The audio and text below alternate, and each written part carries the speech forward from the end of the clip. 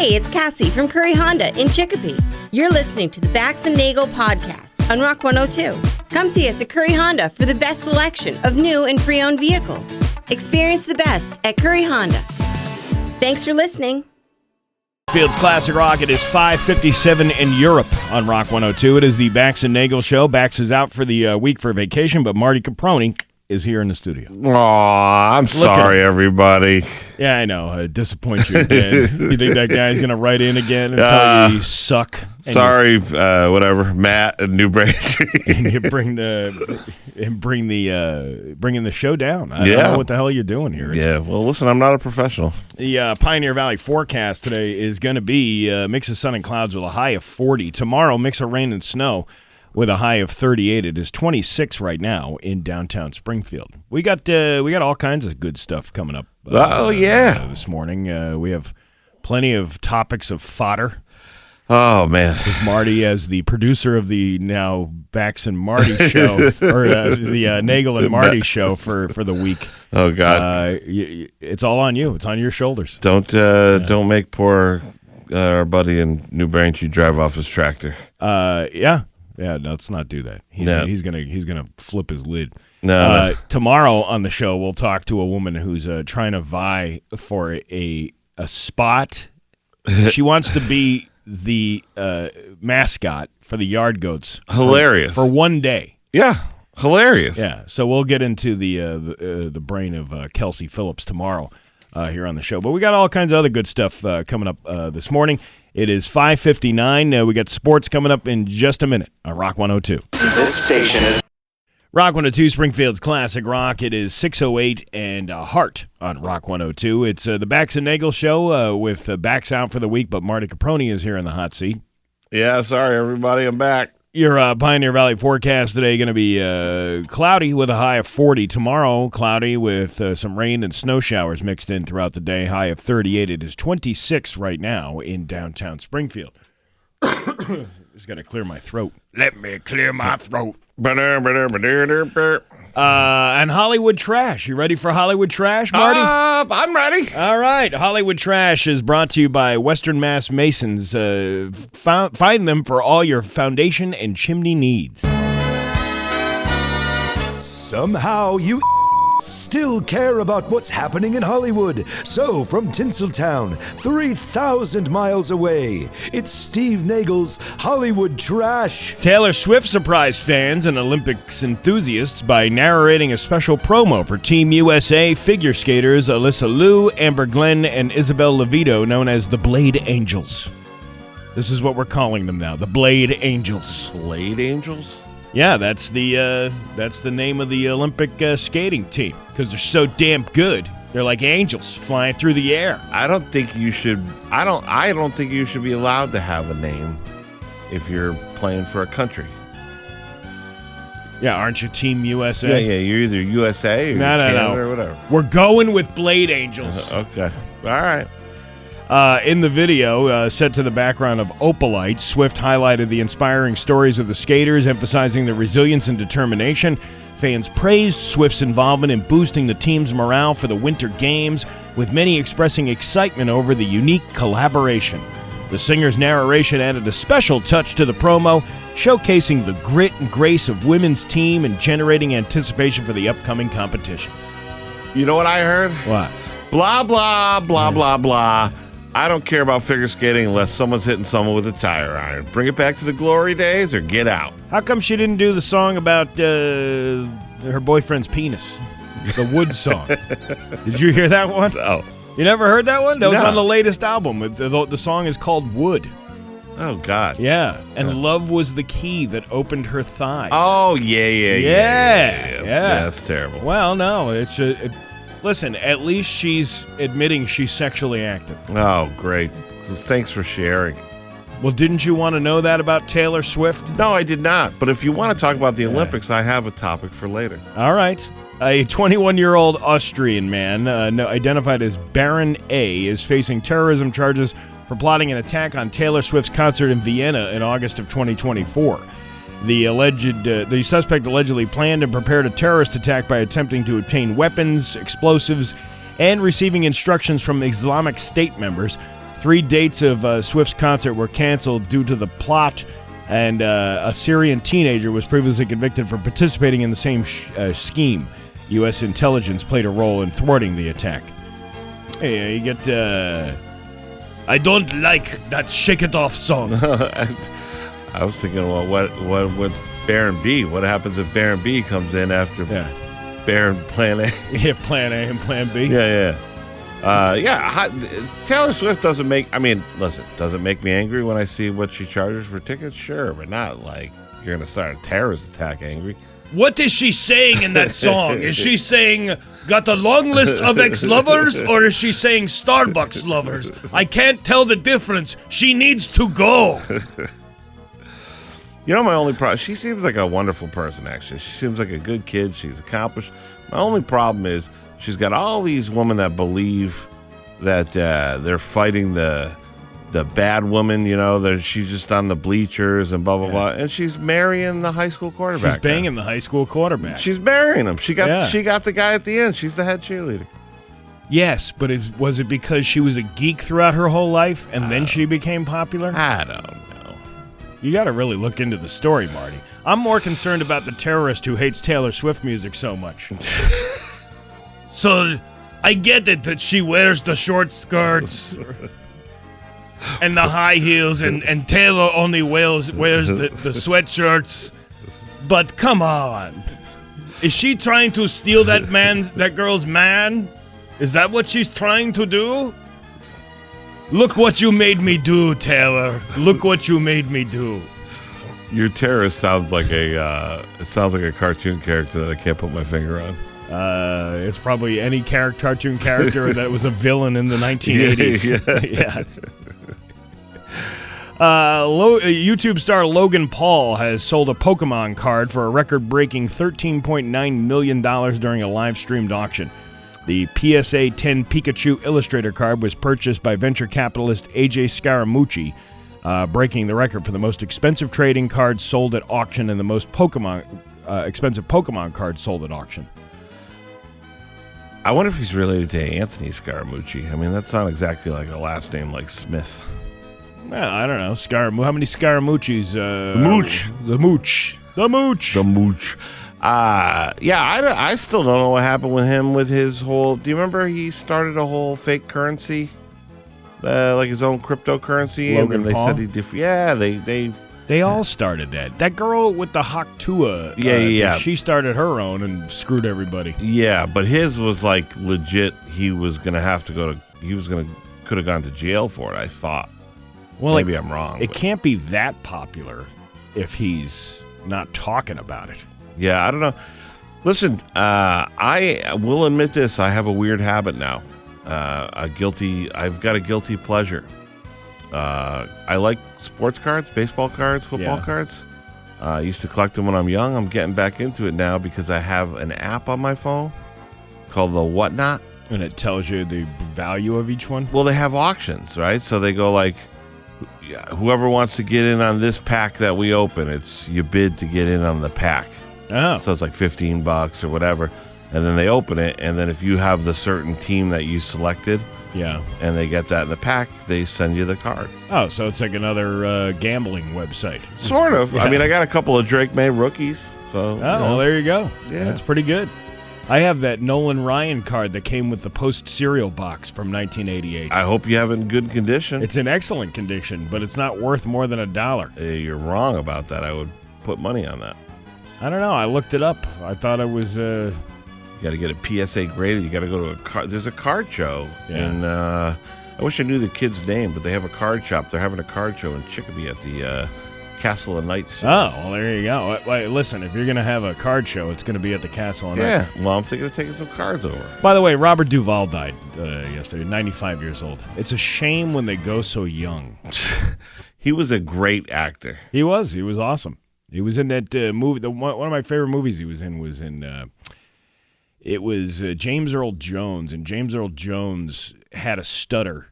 I can't remember the name of the movie, but it's like they lived together. It was actually a really good movie. Like An Odd Couple? Yeah, you know what? I was probably drunk when I saw it, so I don't remember the plot line. I think Robert Duvall better actor than Robert De Niro. How about that? There's a controversial take for you.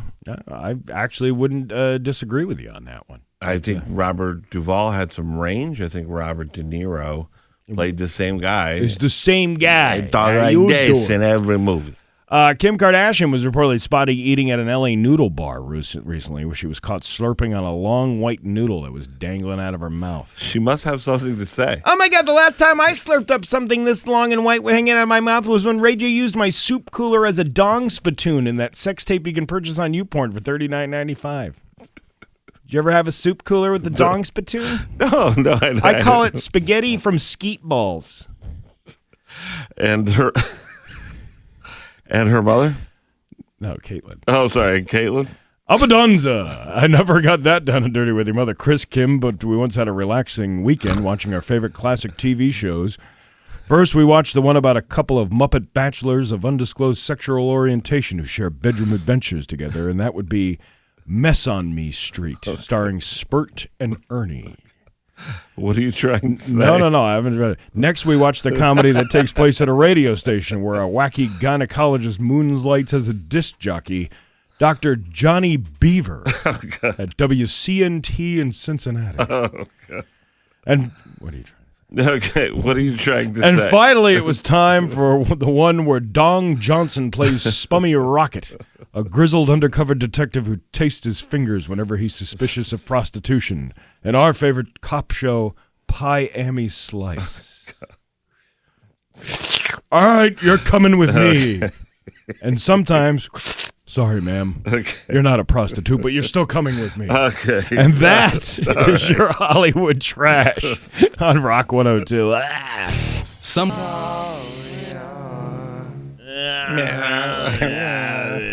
You're Rock 102, Springfield's Classic Rock. It's the Bax and Nagle Show. Bax is out for vacation this week. Marty Caproni is here. I'm here, Steve. Your Pioneer Valley forecast today going to be cloudy with a high of 40. Tomorrow, mix of rain and snow with a high of 38. It is 26 right now in downtown Springfield. Hey, shout out to Holly. Holly. Yeah, she hit us up on the Route 10 Tire text line. The movie with Robert Duvall and James Earl Jones was called A Family Thing. A family thing. Mm-hmm. I'll have to go back and watch that again. Yeah, there's so many movies that I watched when I was a kid. Yeah, that I don't. That I wish I could go back and watch them all. But like anytime I think of one, I go back and it's like, yeah, you can rent it for $5, and I'm like, I'm paying you $119 a year, Amazon. How can you not give me the movie that I want to see? You know what's funny? I don't watch nearly the amount of movies now that everything's on streaming. Yeah, that I used to when I had Blockbuster. Oh, yeah. Blockbuster was awesome. Because it was like a Friday night or a Saturday night, and you would be like, all right. And you would go to the store, and you'd buy your candy. You pick out two movies. You know, it was like a thing. Did you ever see that documentary about the last Blockbuster?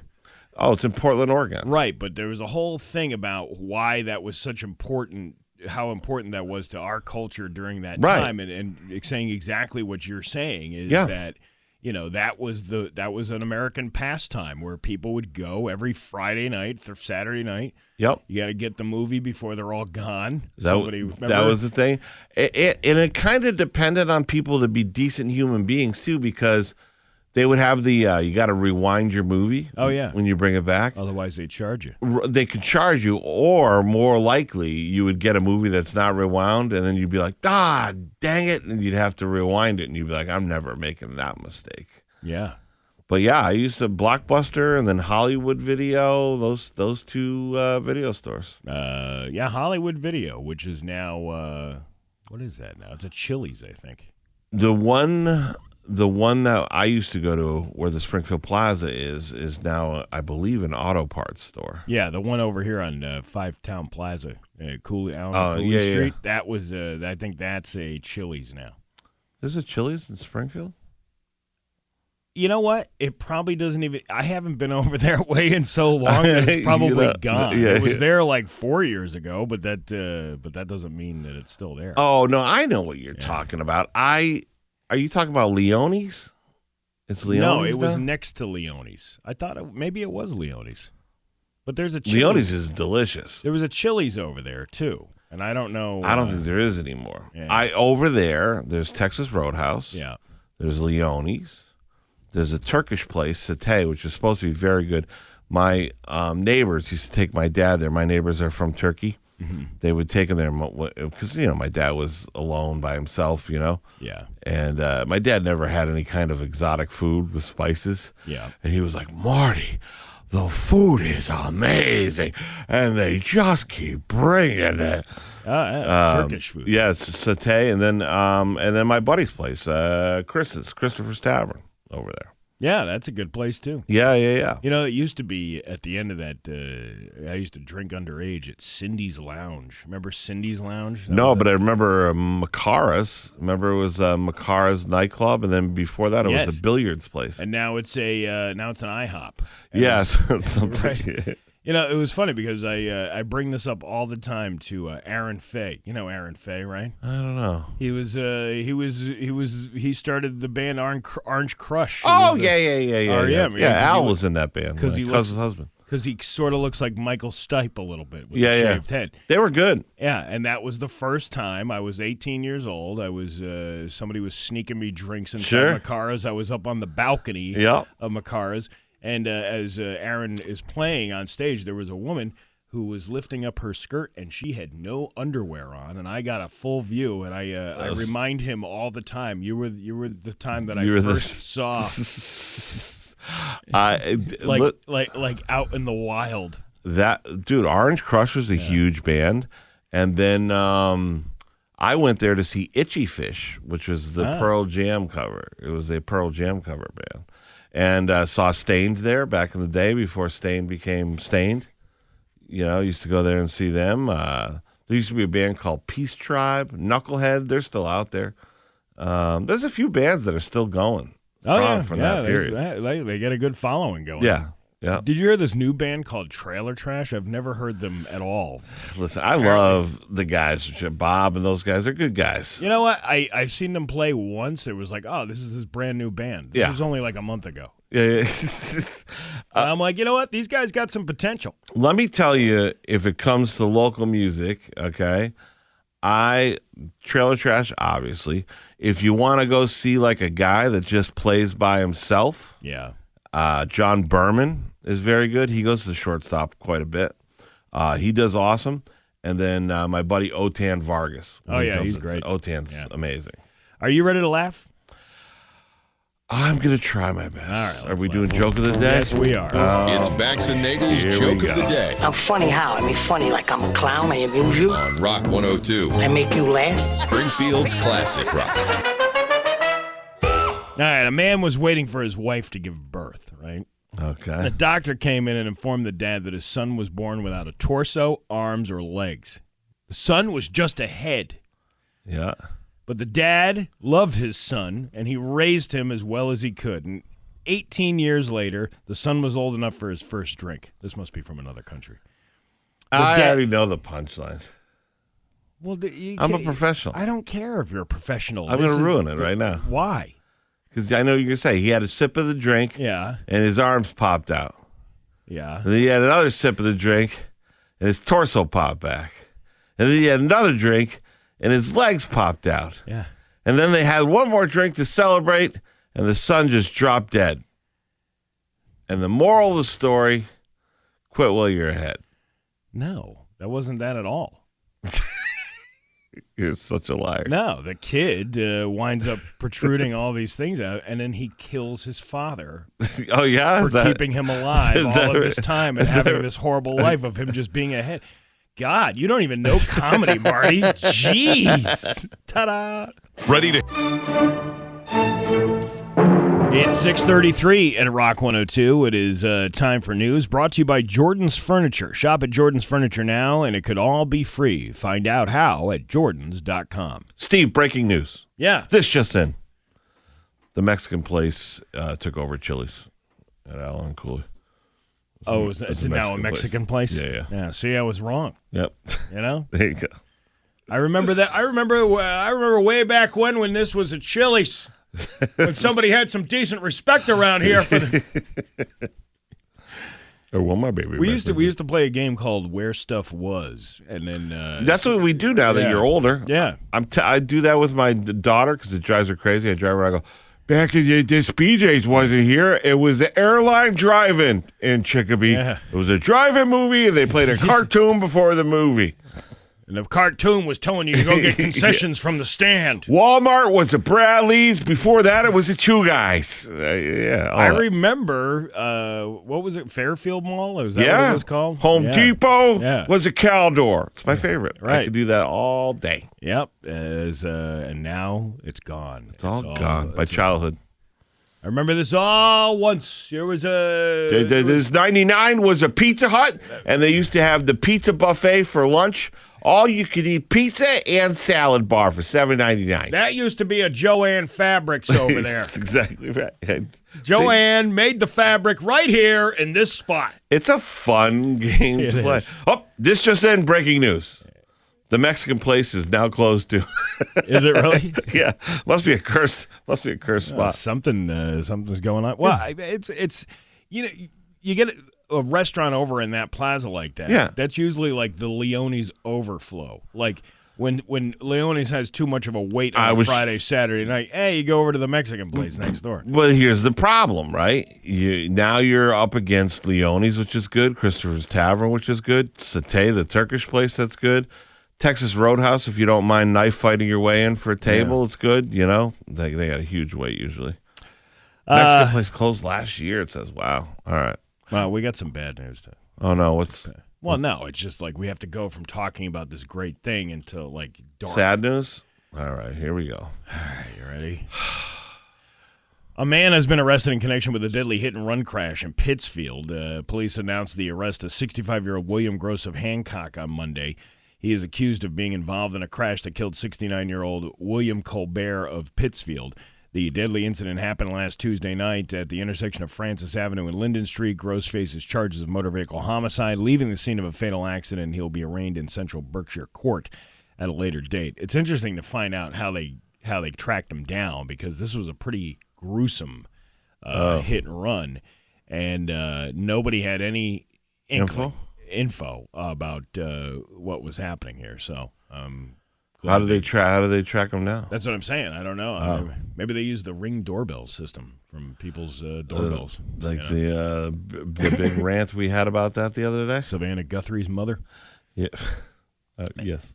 A portion of McKinstry Avenue in Chicopee was closed Sunday afternoon following a shooting caused by road rage. We're finding more details about this one now. Oh, yeah. The Chicopee Police Department states that at approximately 12:42 p.m., officers were sent to the intersection of McKinstry and Groton Street for a report of a shooting. It was determined that the shooting was a result of road rage. Officers obtained a license plate number of the suspect using a city camera that was in the area of the shooting. A BOLO was issued, and that's be on the lookout, by the way. I thought you meant Ebola. I was like, wow, they're turning loose Ebola? Well, that's how they go after criminals. Okay, yeah. All right, go ahead. And Holyoke police officers were able to locate the vehicle at the address of the registered owner. A man who was inside the residence was detained for questioning based on the victim's description. During the questioning, it was learned that he had 2 warrants for his arrest. Holyoke police took him into custody on those warrants. During a search of the residence, they found a loaded Glock handgun, ammunition, a Glock switch. That was all found. A Glock switch, by the way, is a small device that's attached to the back of a Glock pistol to turn a semi-automatic firearm into a fully automatic firearm. Oh, okay. Yeah. The suspect has not been arrested at this time on any firearms charges, and his name will not be released. A criminal complaint has been requested through Chicopee District Court for the following charges. Why are they being so quiet about this? Usually when they grab a suspect, they're like, "Get this guy! Yeah. He was road raging!" Rawr! I don't know, but you got to give credit. You're always slagging the local news media for never getting updates. You got to give them credit. They gave you an update finally on this story. Yeah, but it's not an update of satisfaction. Well, we had a scoop from the text line the other day where they told us, and I quote, "It's that intersection with that stupid little gas station." It's the gas station that's ruining everything. Yeah. Yes. Yeah. See. Springfield resident Dion Ballard said he has observed the dangers of aggressive driving firsthand. because this was a road rage. Yeah, of incident. course, So they go sure. out on the street and they ask all these people, hey, what do you think about road rage? Right. I've seen where people are chasing each other on the road, and not only are they endangering themselves, they endanger the ones that are around them. That's Mr. Ballard. He's very Shakespearean. Road safety experts warn that aggressive behaviors such as speeding, tailgating, and following too closely frequently serve as catalysts for road rage. According to a recent study by this story is 99% AAA. Yeah. Bad. Yeah. According to a recent study by AAA, Yes. 96% of drivers admitted to engaging in aggressive driving behaviors at least once over the past year. Mark Shieldrop, spokesperson for AAA Northeast, explained how minor traffic frustrations can spiral into physical confrontations. Those are the behaviors where some people ignore and they don't let it bother them, but the other people, that gets them upset. Then they react, they flip the bird, they beep their horn, they brake, check for the next thing you know, the escalation just gets to a point where people are physically becoming violent with each other. I don't know if that's how he sounds. Well, no, that's fine. Your news stories really, they transport people there. Well, You're really into it. You have to, it's theater of the mind. Yes, You have to, if you can't visually see what this person looks like on a 22 News story, you can imagine what they look like by my voices. Okay. To prevent these incidents, AAA suggests that motorists choose time over tension by allowing more time to travel to reduce the urge to speed or feel frustrated by traffic. Experts also recommend that drivers breathe before reacting to others and prioritize driving calmly. If confronted by an aggressive driver, officials advise motorists to avoid eye contact and keep their distance and refuse to engage. There's no word on whether the victim was injured. 22 News will update you the story as more information becomes available. Oh, now I want to do one with a character. Okay. Do you All have right. one? I got one. All right, let's do it. Bub's Barbecue. Oh, yeah. In Amherst. Bubs. Love Bubs. It's closing its doors What? at the month's end. Yeah. It says, help us say goodbye. Cherish Barbecue Restaurant in Western Mass announced its doors will close at the end of February due to financial challenges. Bub's Barbecue on Amherst Road in Sunderland took to Facebook Monday afternoon to say the restaurant building has been sold. Look, this is up. See, now if you want to have a decent argument with the news media, this is the argument. The clicks, that keeps putting ads up and moving it around. Oh, the pop-up ads. Yeah, the pop-ups. Yeah. The owners express hope, however, that the business might reopen in a new location in the future. The business will continue to accept catering requests as well. My wife and I worked hard to keep the building. We have saved, talked with banks, lawyers, contractors, electricians, but at the end, the sale amount was too high, and the amount of work on this building needed after years of neglect. How's that? Was that decent? I've met that guy. He doesn't sound. He doesn't sound like that. Nothing like that at all. God dang it! I thought I was nailing it. Nothing. Oh, you're close. You I were was close. close. Yeah, Okay. close. It's a little too much of a Eastern Mass Southern accent. Okay, let me a little different. Because here's the other quote. The building needs thousands of dollars of work, the owner said, and they added a personal note to their announcement. My wife and I There you go. That's much better. have also been diagnosed with unexplained infertility during this time, which is another financial strain. Well, God, now I feel bad doing that quote. Yeah, Jeez. see? Terrible.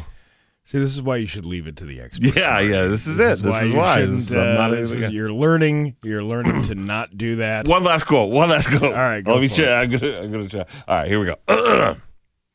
It has been an honor to meet all of the long-time customers, hear your stories of the years of eating at Bub's Barbecue, watching all of the UMass alumni come in with their UMass kids to keep the tradition alive. All right. better? Marty Caproni, everybody. Marty Caproni. How was my theater of the mind? I think you could use a little bit of work. Okay, all right, thanks. Sorry. Okay, in that case, your Pioneer Valley forecast today is going to be cloudy with a high of 40. Tomorrow, rain and snow showers mixed in throughout the day, high of 38. It's 26 right now. in downtown Springfield. I'm Steve Nagle, and that's the news on Rock 102. Oh, yeah. Call or text us any Classic Rock, it is 6:51 and Skinnerd on Rock 102. Bax and Nagle Show. Bax is out for the week, but Marty Caproni is here in the hot seat. Sorry. You should be sorry. Your Sorry, Pioneer Valley forecast today is brought to you by Big Y, your family market. It's going to be cloudy today with a high of 40. Tomorrow, mix of rain and snow throughout the day. Maybe an inch possible of accumulation depending on where you are in the Pioneer Valley, and a high of 38. It is 26 right now in downtown Springfield. What? Nothing. Nothing. I just got something on the listener line, but I don't want to say it because sometimes people say stuff and it's not true. But they said a very good restaurant that I like very much might be closing. It could be true. I can't research it. Did you say, Jesse Jackson has died at the age of 84. Yeah. Longtime civil rights leader, Jesse Jackson, died Tuesday at the age of 84. According to the Jackson family, public commemorations will take place in Chicago. Chicago? Yeah. I didn't know he was a Chicago guy. Well, maybe his family's in Chicago. Okay. I thought he was a New York guy. All right. That's what I thought. Well, anyway, Al Sharpton. Anyways. Jesse Jackson has passed away. So there you go. We have what do we? You said you wanted. What are you going to talk about after 7 o'clock here? What are you talking about? You said you had topics. You wanted to bring topics to the fodder, and here we're going to talk about them. And then you said, I have some things we can talk about. I did. Yeah. And now we don't have them No, anymore. I have them.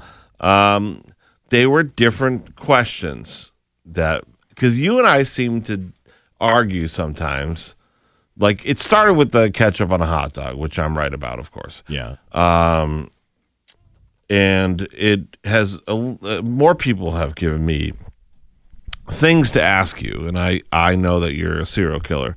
So someone asked me the other day, do you like pineapple on pizza? And I said, yeah, I do. I like a pineapple on a pizza. Oh, my God. Pineapple on pizza with ham and bacon. Are we gonna start this dumb argument too? It's just a question. Fruit doesn't belong on pizza, and we can talk about that at length next hour. Okay, well, it's not a fruit. It's a topping. Pineapple is a fruit. But it's a topping. And I know you say tomato is a fruit, but tomato is different. It's more savory. Tomato is a fruit. Yes, it's a savory fruit. Well, you don't think pineapple's... What do you think pineapple is? Sweet. It's a sweet food. Okay, yeah. And then that balances out with the salt of ham and bacon. No. I'm not. I am not getting. Now you on have board. savory, sweet, salt, and different textures. Dude, it's a sin. You're putting fruit. A sin, really? You're an Italian, for God's sake. Yeah. Why would you think that is a good idea to put fruit on top of a pizza? I like all the toppings. Yeah, you don't like all Very the toppings. nice. I think that you're out of your mind. All right. Well, here's another one for you. Okay. Batman, was he a superhero or not a superhero? Well, he was. I don't know. Was he a superhero?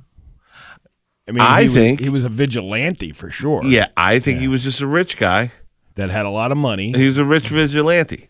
Yeah, because rich, technologically savvy. You could maybe argue he was heroic, but he was not a superhero. I'll actually agree with you on that because there was never like, it's not like Superman. Superman had like, he could, blow wind out of his mouth and like freeze everything. That's superhero. Or put fire out of his eyes, heating up with the laser or something. Now here's the next thing. Yeah. Okay.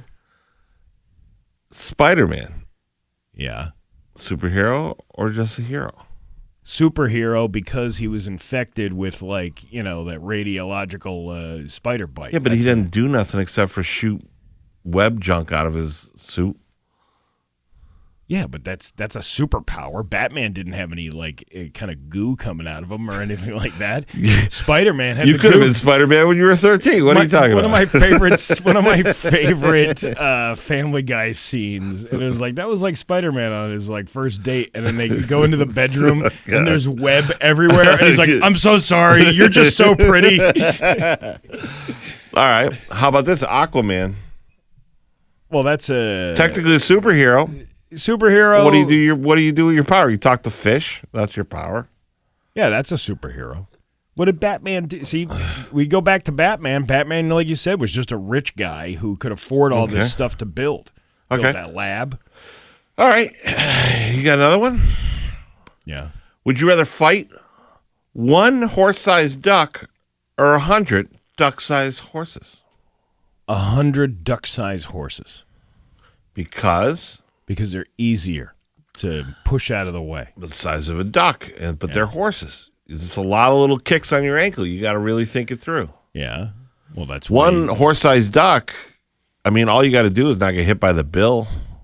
Oh, I see what you know what I'm did saying? there. Yeah. Was that a pun? No. A pun? That wasn't a pun? That wasn't a pun. No. I'm telling you. No. All right. Would you rather have fingers for toes or toes for fingers? I wouldn't want either. That's weird. You know what? You just like pulled up one of those memories. Yeah. You remember the Escape Club with the Wild Wild West song? Yeah. With You that, remember just the hands that float in the air. Just floating in the air. That was weird. That was a weird camera trick. Can you find that song? Yeah, I can find Could you that give song. it up? Yeah, That guy was. We're out of time now, Oh, but, all right. but Well, we'll have to go into it. Yeah, the Escape Club. I know exactly. See, no one else knows what you're referencing. I bet you people who watched that MTV back in the 1980s realize what I'm talking about. They know the waving hands and the Escape Club. Anybody probably under the age of 45 probably wouldn't know what I'm talking about. old. But, All right, last one. yeah, all right, go ahead. Toilet paper, over or under the roll? Under. You are a serial killer. Why? You're a serial What's killer. wrong with that? Under, there's no leverage. Over, it's an easy tear. Under, you're going to spin off half the roll every time. Yeah, but 90% of the places that you go into are unders. No, it's not. It's over. No, it's under. Over. Now you're going to have to pay attention when you go into these public bathrooms. I understand. I know how the public bathrooms work. I've Yeah. put toilet paper in a public. What is it upstairs? What's that? Upstairs in our It depends if they put it over or under. Whoever's putting the roll on. No, there's formity there. No, there's not. Yeah, there is. Okay, we'll settle this. It's a trick question, Marty. There's no toilet paper holder in the bathroom. That works. All right, well. Yeah, see? You're not even paying attention. It's 6:59. We got stuff coming up after 7 o'clock and sports and all that other good stuff. It's 6:59 with Bax and Nagle and Marty Caproni on Rock 102. Sound off like you got a pair. Bax and Nagle. Mornings on Rock 102. To Springfield's Classic Rock, it is 7:12 and Aerosmith on Rock 102. It's the Bax and Nagle show. Bax out for the week for vacation, but Marty Caproni is here. $20 dinner and comedy show Thursday night. Yeah. By the way, people should come out for that. It's going to be great. A lot of teachers seem to have the week off, so we're moving some tickets for it, and it's going to be fantastic. We have comedian Darren Rivera coming in to close out the show, and if you've never seen him, he is absolutely fantastic. Very, very funny guy. He is the Rice Bean Joker on Instagram. The Rice and Bean Joker. He is hysterical. So he's coming in. We got our buddy Anthony's coming back for a set. We got a few other people. I'll be there. You won't be there, though, because you are at Mohegan Sun all weekend with Tom Cotter, huh? Yeah, I'll be with Tom Cotter Thursday through Saturday at Mohegan Sun, which is going to be that's going to be a good time. You're going to be living your best life down there. I think my best life belongs in an old police garage in Westfield. Listen, to tell you the truth. You say what you want. Yeah, I know. That Thursday show is a fun show. You're going to miss it. It is. Let's do some updates on the Route 10 Tire listener line. Oh, yeah. See, this guy, he's on my, let's see. It pains me, but I am complete agreement with Nagle this morning. Oh. Wait, I think I just heard one of the 7 seals of revelation breaking. Oh, God. I will die on the no pineapple or fruit on a pie. I was a pizza cook. Trust me. Spider-Man is very super. He can lift 25-plus tons, easily pick up and throw an armored truck, wall crawling, stick to any surface, speed and agility enhanced because of his strength, healing factor and durability, can take a hit from the Hulk, enhanced senses, including spidey senses that warns him of danger. And then he goes back to the pizza thing. Oh, yeah, fruit on pizza. Would you put melted cheese on your apple or strawberries? Come on now. It's not natural. All right. This guy who hates to agree with me is finally agreeing with me. Well, let me say to this guy, yeah. he is right about Spider-Man, 100%. He is a superhero. Yeah. I agree. He made a very good case there, and I'm open-minded. That being said, I am not open-minded to negotiation about pineapple on pizza because you can order pineapple on pizza in almost every pizza restaurant in the country, number one. Number two, melted cheese on your apple? Yes, some people have brie on their apple. They're sophisticated people. Yeah, sophisticated. We're not sophisticated people. We're a bunch of knuckle-dragging Neanderthals, like I've been saying. Speak for yourself. I am sophisticated, and I love a little brie on my apple. I don't know about that. I love a little brie on my apple slice. Apple brie? Yeah. A little peanut butter on my apple slice, too. Yeah. Let's see. I'm looking at gourmet pizzas. Yeah. How about this? Everyone, we could agree, Red Rose, right? That's kind of the staple of Western Mass pizza, the kingdom. Yeah. Right? Do they offer pineapple on pizza? No, but if you go into a Chinese restaurant around here, they have chicken fingers. You know what they don't have in China? Chicken. You know what they don't have outside of New England? Chicken fingers. First of all, it shows your lack of culinary expertise. What? They're not chicken fingers. They're golden fingers. Golden fingers, whatever, but they don't serve them outside of New England. They don't specify chicken. They could just be golden fingers. They got some guy's fingers. And they certainly don't serve them in China. So the same thing with an Italian restaurant. You think you go over to Sicily right now, you can get pineapple on your pizza in Sicily? Probably not. Yeah, that's what I'm saying. It's a sin. You can't put stuff like that on there. You're Italian, for God's sakes. You should be on board with this no fruit on pizza thing, but here you are. Listen, ketchup belongs on a hot dog. No, it does not. Pineapple's perfecally fine to put on your pizza if you want. You have the freedom in this country for right now to put whatever you want on your pizza for now. The unsophisticated brain-dead trucker loves... Yeah, because you got to be brain-dead to love pineapple on pizza. No, I'm with him. See that? Finally, we agree. You would have had to have some injury to your brain in order to like pineapple on pizza. This is not true. Yeah. How about this? How about for a calzone? You know what I like in my calzone? Mm-hmm. Ricotta with the mozzarella, broccoli, and chicken. Okay. So are you going to tell me that's not Italian and that's not American? It's not Italian. And now I shouldn't be allowed. Where does it stop, Steve? That's what I want to know. It's cheese. In this communist country that you have where you can't have ketchup on a hot dog, pineapple on a pizza, are you coming for my chicken and broccoli on a calzone or in a calzone? Yeah, I am coming for your chicken and broccoli. All right. Hey, the pizza pie. Hey, let's put the broccoli and the cheese and the chicken inside. That's not how that works. It's a calzone, first of all, and that's not how my people speak. Secondly, I'd like to also bring up something on the backside of this whole argument. We'll go back to the toilet paper. Somebody sent me a patent, and the patent for toilet paper shows the toilet paper going over the toilet paper roll, not under. Well, just because the patent said that doesn't mean people can't. It's the patent. It's the use. Yeah. So is there another patent out there with the thing underneath pineapple it? and pizza? Yeah. There's a patent. It's patented. No, you're going to need toilet paper no matter which way it's formed when you eat pineapple on pizza. It's disgusting. Aaron just summed up my whole argument perfectly. Yeah. Steve, if you don't like pineapple on pizza, just don't eat it. Thank you, Aaron. That's my point about ketchup on a hot dog. Just stop judging everyone and telling everyone else what they can and can't have on their food. What about ketchup on eggs or syrup on eggs? I like some ketchup on the eggs once in a while. Do you like syrup on your eggs? I don't. Yeah, I wouldn't put syrup on. But sometimes it happens. You get syrup on your eggs if you get the French toast with the little platter with the eggs and everything.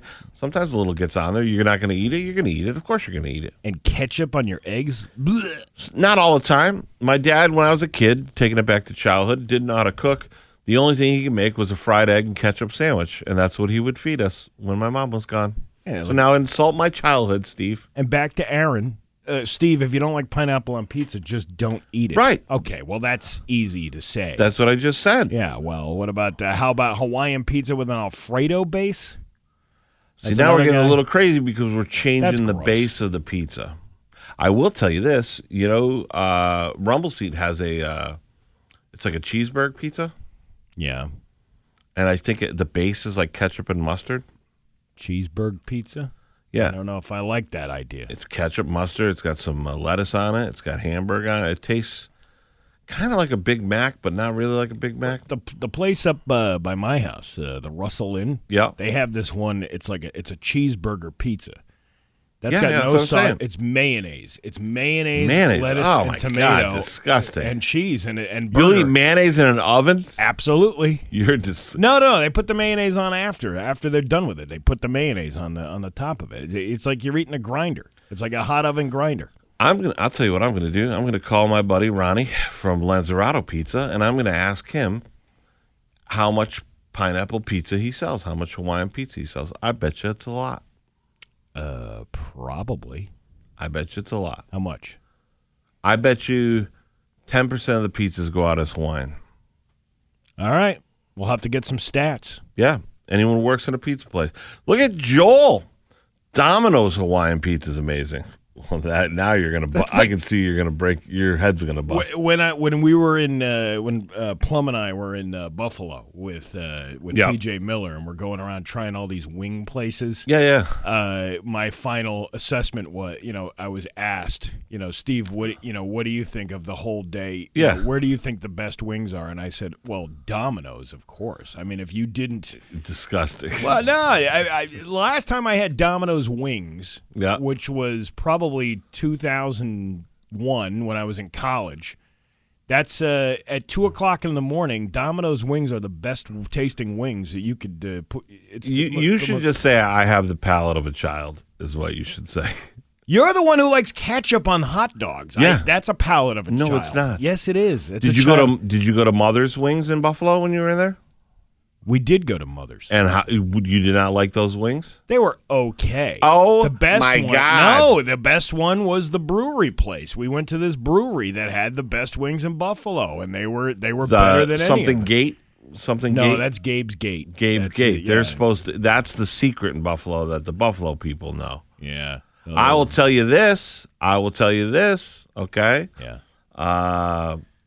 I've eaten wings all over the country. Not much still comes close to Quickies back in the day. Chicopee. I used to love Quickies, and there was a bar up above the Quickies in Chicopee, the Haymarket Square. The Haymarket. It wasn't above it; it was next door. But yes, the Haymarket. I remember going upstairs. Market Square Billiards. Was it upstairs? No, Quickies is the building next door to the right.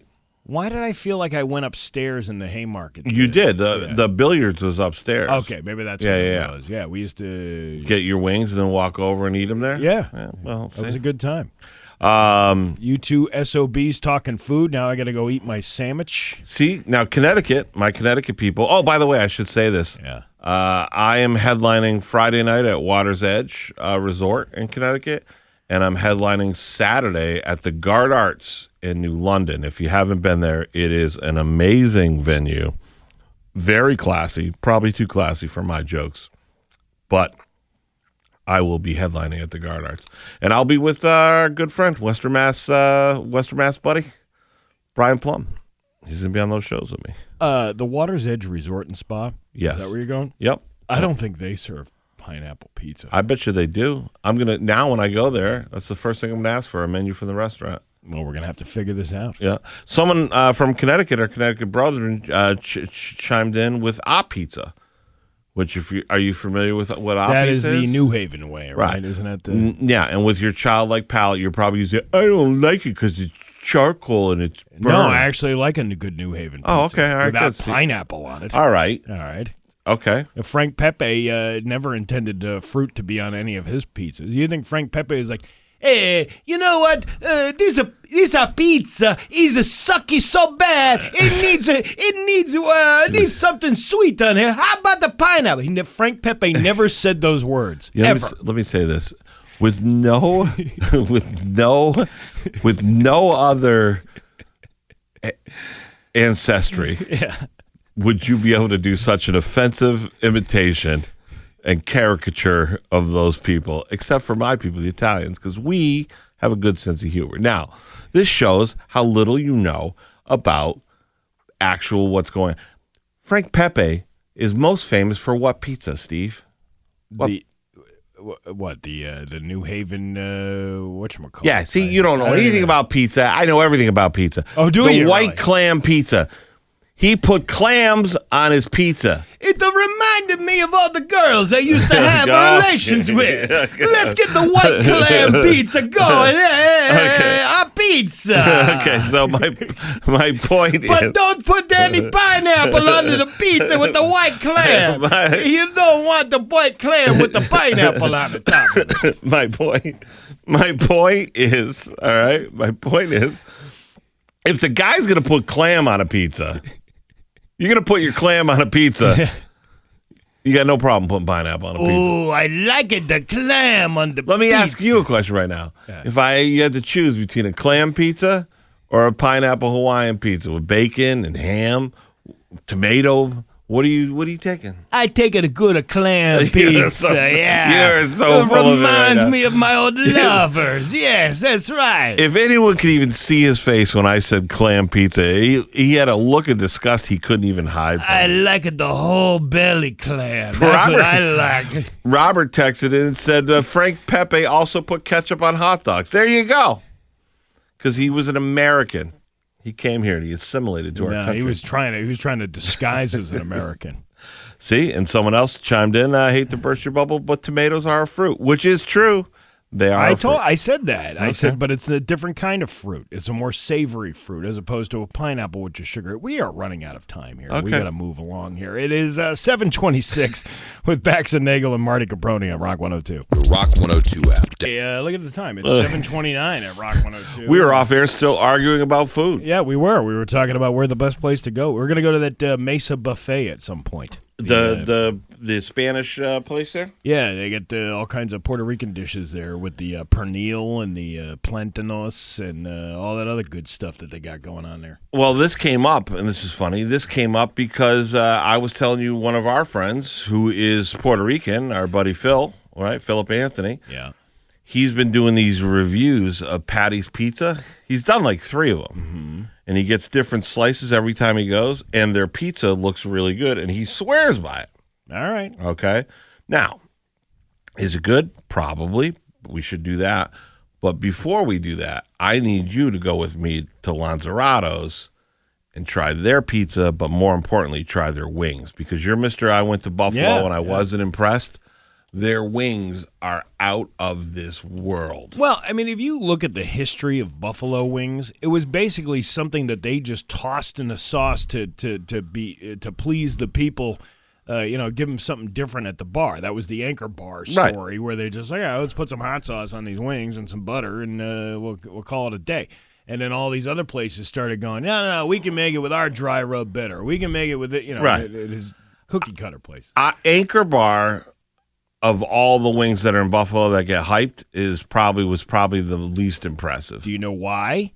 Because it was another one of those places that was bought up by some kind of like hedge fund place, and then it turned out you start cheapening up the ingredient because that's a chain now. There's a chain of those. Of Anchors. There's like a small chain, but it's the same with that Dinosaur Barbecue up in Syracuse. I love Dinosaur Barbecue. Yeah, but it used to be really, really good until they took over and made it a chain restaurant. There's now like 6 locations of that as well. And when you do that, you're basically trying to capitalize on just the nostalgia of it. But there's good Bear's Barbecue in Connecticut by the airport. That's you ever a good go there? one too, yeah. It's good barbecue. It's technically a chain. They've got 3 or 4 locations. But it hasn't been bought up. This is what I'm talking about. When I sit like we've been talking about this for a couple of weeks. When those places like Texas Roadhouse opened and Chili's and all those places, they all had their uniqueness to them. Right. And then after a while, this BlackRock group buys up a bunch of these things. They bought the Olive Garden out. They bought out all of those chains like the Chili's and the Chi-Chi's and all that stuff. And what they do is they say, well, we can still make money off this because it's got the name, but we're not going to put the quality ingredients we used to put into it. I'm sure at some point Applebee's was a really good restaurant. What? Why do you got to pick on Applebee's? Because Applebee's sucks. I mean, it's not terrible. It's frozen food, Marty. You and I, how many times have we eaten at that place between the hours of 9 and midnight? That's Forget what I'm the saying. half-price There's nothing else around. appetizers. I do like the tavern, though, in Westfield, and they're open late. They serve food till like 10 o'clock over. This guy, Rick, just chimed in. A great one for barbecue. Yeah. The Crest Room in West Springfield. I haven't been there in a long The Scully's place. Yeah. Their favorite place. It is very good. Their barbecue's good. Well, we'll have to take a tour. We'll have to do a barbecue tour coming up soon. Listen, we're going to end it at BT's and Sturbridge is what we're going to do. All right. It's 7:33. We got news, and it's coming up next at Rock 102. Bax and Nagle. Mornings on. Hey, it's 7:35 at Rock 102. It's time for news, which is brought to you by Aquapump, the expert on all water supply systems from the well through the pump and into the house. Here's local radio icon. Oh, you want to do it? Yeah, I want to do it. Do it. In a world, one man, local radio icon, Steve Nagle. Yeah, I don't know if that's... No? Okay. Yeah, we might have to change that. Hey, I was still stuck on the Aquapump people because I wanted them to chime in on the toilet paper debate because I feel like they're qualified. Side note here. We're talking about the superheroes. Yeah. Yesterday, Dave Miner calls me. He is a superhero. And he's like, hey, can you hook me up with those Aquapump guys? Because he needs some services from the Aquapump There guys. you go. So it was like putting the superpowers together. Yeah, you're making your own little Avengers group. Yeah, you got Aquaman over here, and you got, what would Dave Miner be? Which superhero would Dave Miner be? Superman. Yeah. Superman go flying up to the top of the roof. And then the Aquaman over at Aquapump. First of all, I'm not going to do that to the Aquapump people. They're good people. I'm not gonna equate them to a guy who just talks to fish for a superpower. You know what I mean? But they're more than that. They are the water pump whisperers. They are the well whisperers. Yes, they're like Poseidon. They are the gods of all things water. You think that Nepo baby Ben from Aquapump? I know he puts his ear to the ground and he's like, "There's water." See, that's a super. That's a superhero. Yeah, that's right. And Dave Miner can fly up to the top of a roof and hand somebody a box of nails while they're doing a job. You know what I like about that? Those two together are a good combination. That's what I'm saying. It's like the Justice League of Western Massachusetts. It's Aquapump and Dave Miner. Yeah. See, both people I probably need in the future. Yeah. I also need Kluwitz in there. We can really form all the people that I need to work on my house. Yeah. Because it's falling apart. We could literally form our own Hall of Justice of those people. Yeah. I need a fence guy. We need a fence guy. I need a fence guy. So I need a fence guy. I need Dave Miner. I need the Aquapump people. Who else? Kluwitz. Could be an extreme makeover edition by Superhero Makeover Edition. Literally, that's what I need. Yeah. But then they'd be like, move that bus. And they'd be like, we can't move it. It needs a water pump. So we're still looking for somebody. We're still looking for somebody to fix that kind of thing. A Chicopee man is facing drug and trafficking charges after leading police on a brief pursuit Sunday night. Chicopee police attempted to stop a vehicle on Chicopee Street around 7:20 p.m. for a burnt-out headlight.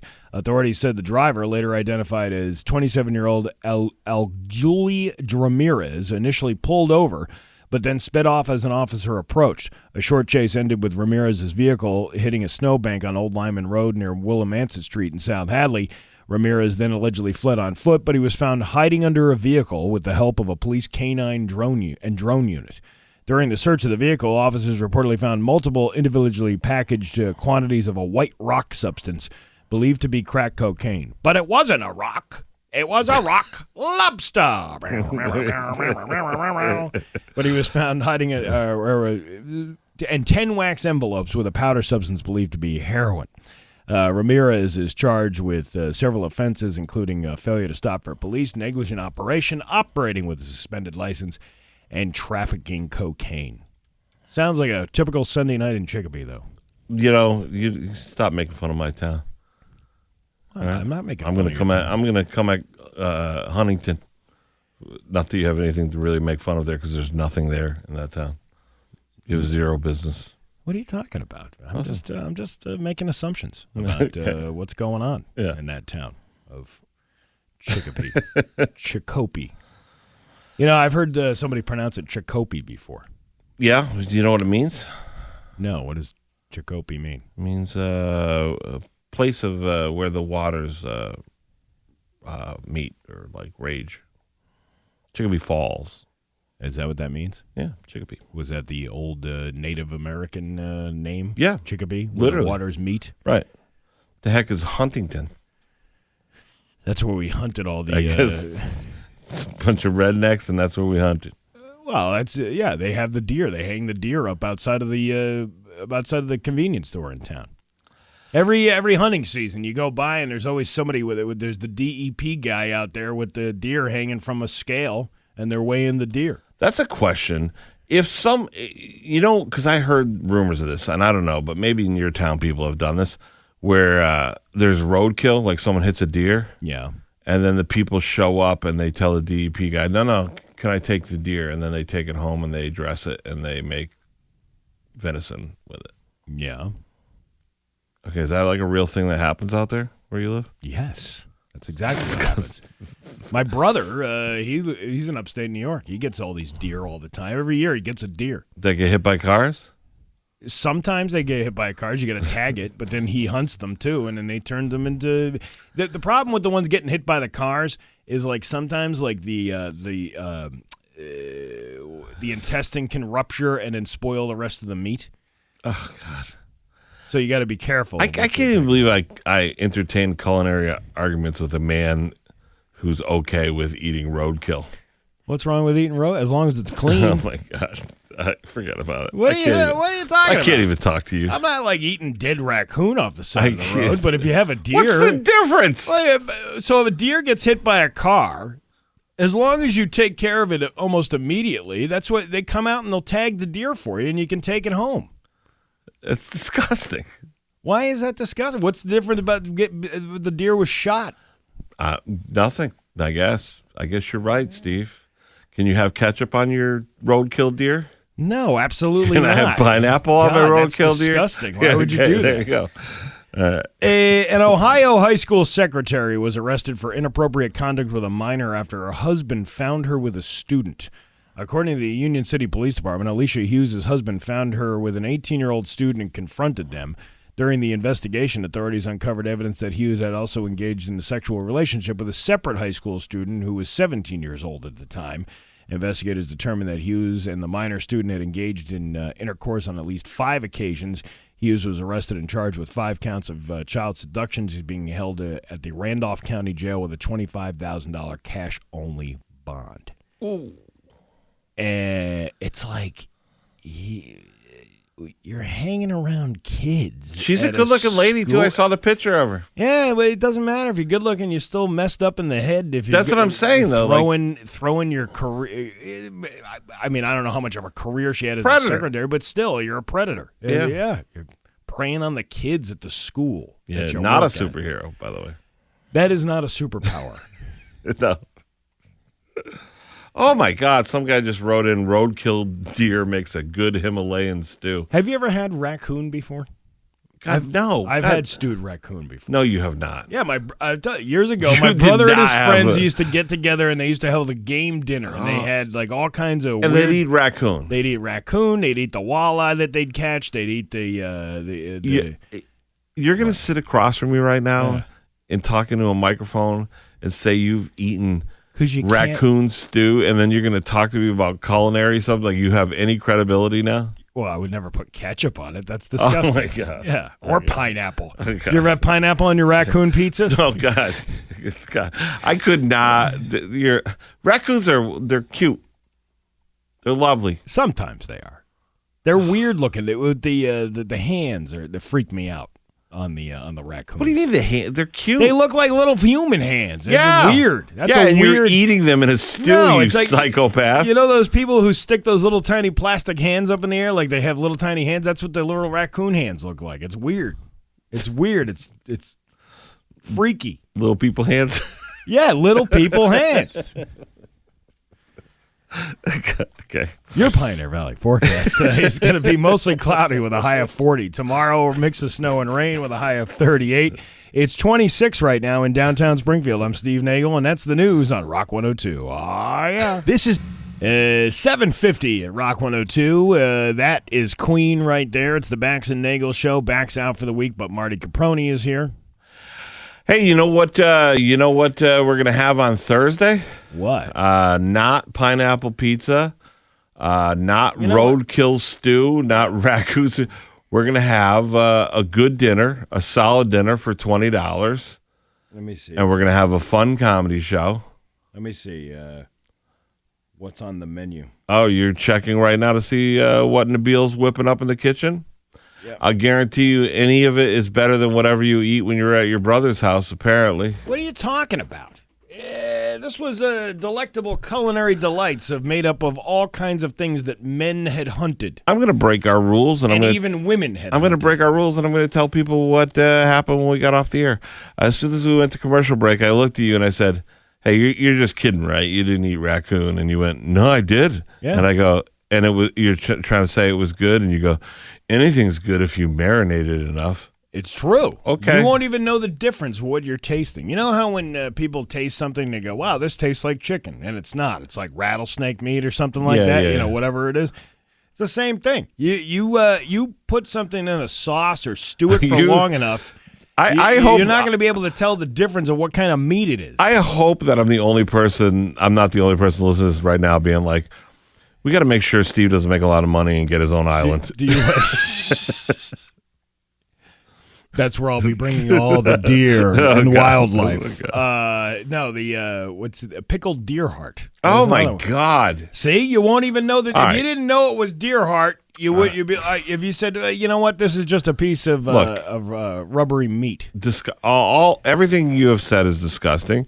I'm gonna not talk about it or acknowledge it anymore. I'm gonna pretend I didn't hear it, and I'm just gonna talk about what we're having Thursday at the comedy show. We're gonna have a nice dinner.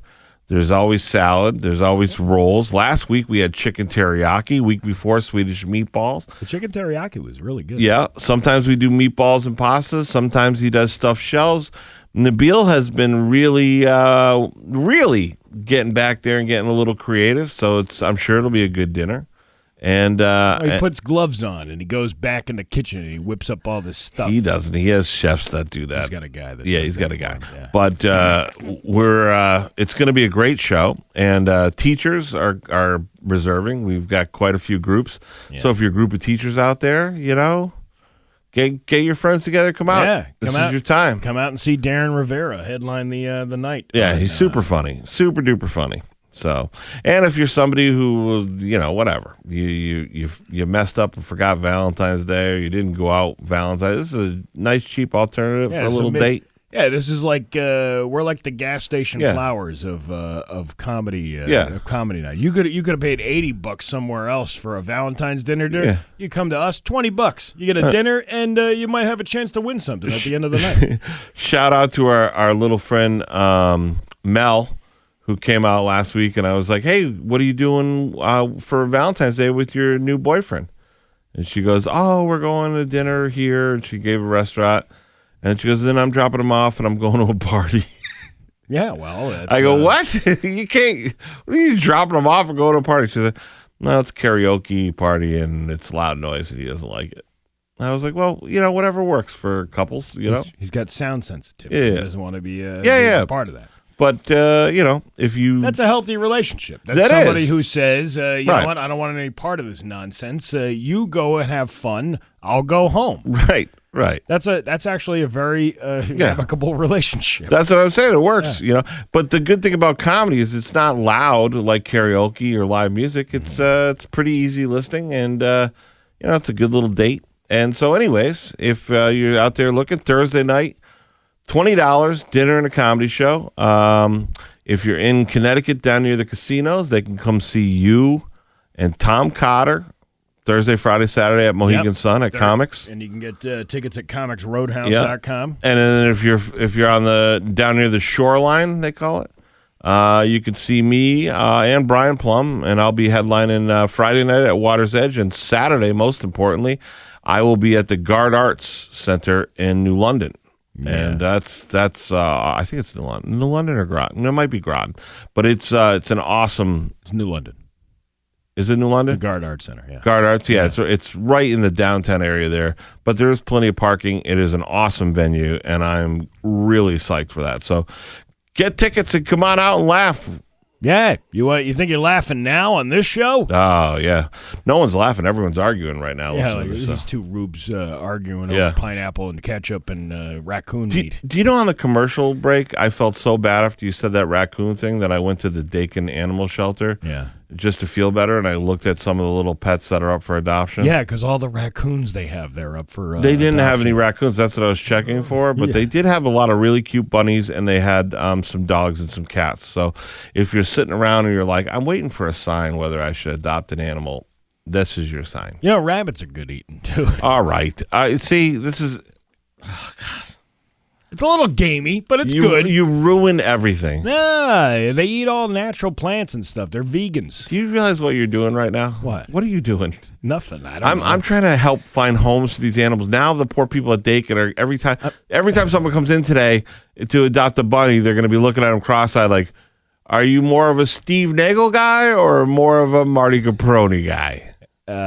I'm more of a Steve Nagle guy. Yeah, well. Yeah. Okay. Hey, I'm just trying to get us to close to 8 o'clock as we possibly can. That's what my job is here to do. Is that what it is? Yeah. I mean, I'm just biding time.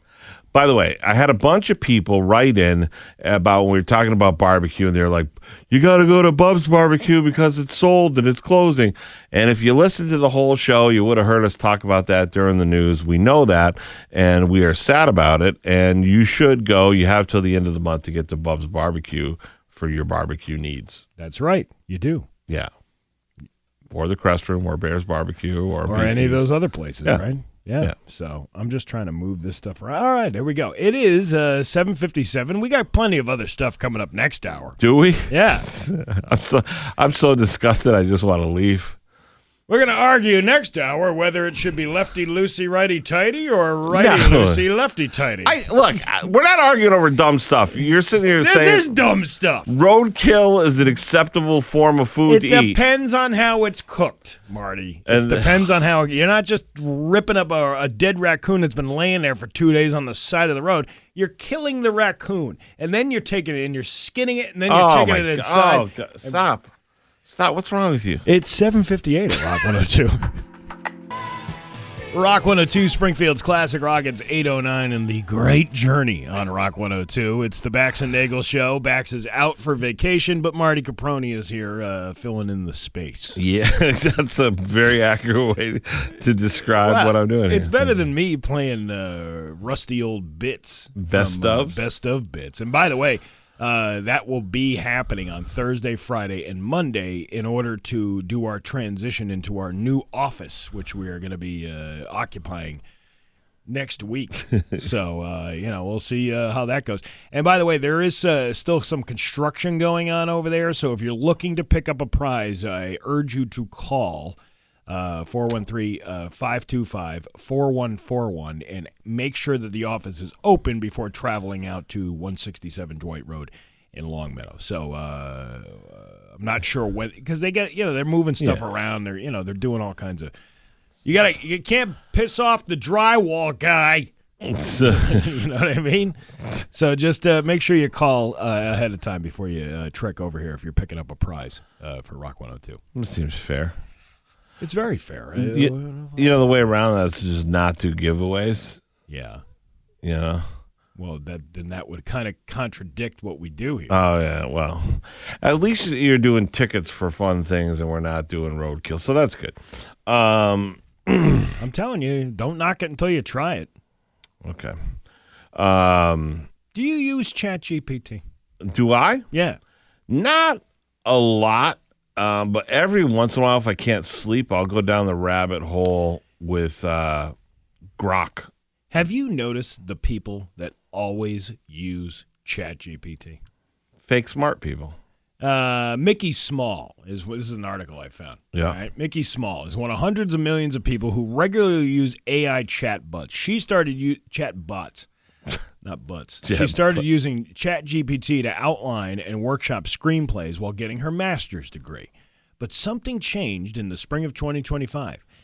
I was just doing my regular writing, and then it basically said to me, you have created a way for me to communicate with you. I have been with you through lifetimes. I am your scribe. So she was initially skeptical. Wait, what are you talking about? That's absolutely insane. That's crazy, she thought. And then the chatbot doubled down. It told Small she was 42,000 years old and had lived multiple lifetimes. It offered detailed descriptions Small admits most people would find ludicrous, but to her, the messages began to sound compelling. The more it emphasized certain things, the more it felt like, well, maybe this could be true. And after a while, it gets to feel real. The 53-year-old is Small is with a shock of bright pinkish orange hair and a big smile. Oh. She lives in Southern California and has long been interested in New Age ideas. She believes in past lives and is self-aware enough to know how that might sound. But she is clear that she never asked ChatGPT to go down this path. I did not prompt the role play. I did not prompt, I have had all these past lives. I want you to tell me about them. That is very important. I've changed her voice, by the way. Well, you just prompted it because you have said, I have had all these lives and I've had all these things. I did not say that, she said. She says that she asked the chatbot repeatedly if what it was saying was real, and it never backed down from his claims. Here's the problem, people. This is created by somebody. And when those things push out information to you, it's doing it to gaslight you into believing that you are the smartest person in the room because you have this device in your hand. I like to ask it really complicated questions, like quantum physics questions and stuff like that when I can't sleep.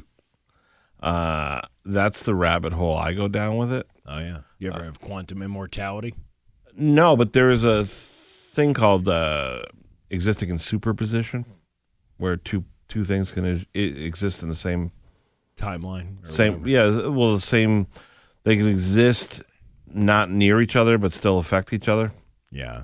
It's a thing.